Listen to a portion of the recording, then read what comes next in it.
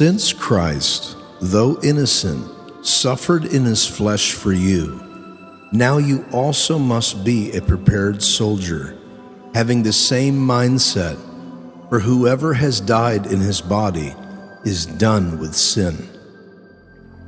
So live the rest of your earthly life, no longer concerned with human desires, but consumed with what brings pleasure to God. For you have already spent enough time doing what unbelievers love to do, living in debauchery, sensuality, partying, drunkenness, wild drinking parties, and the worship of demons.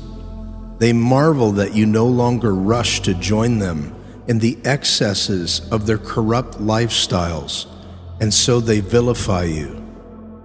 But one day, they will have to give an account to the one who is destined to judge the living and the dead.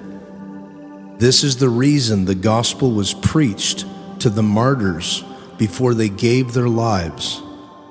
Even though they were judged by human standards, now they live in spirit by God's standards. Since we are approaching the end of all things, be intentional, purposeful, and self-controlled so that you can be given to prayer.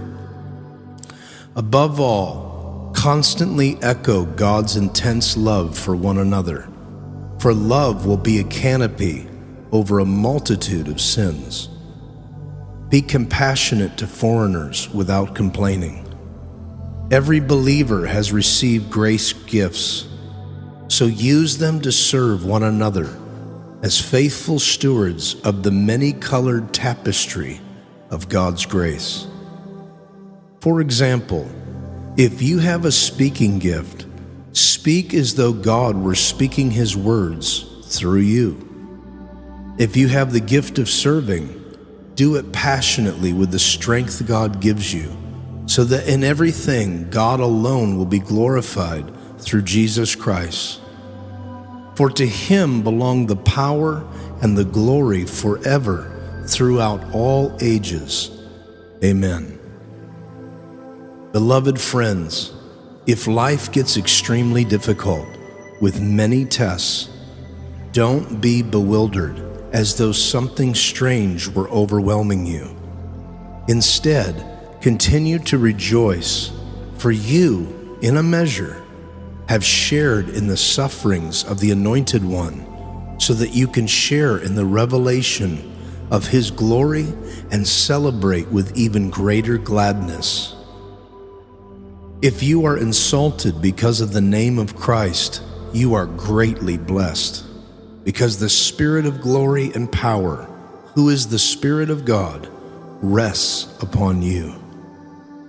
Let none of you merit suffering as a murderer, or thief, or criminal, or as one who meddles in the affairs of others.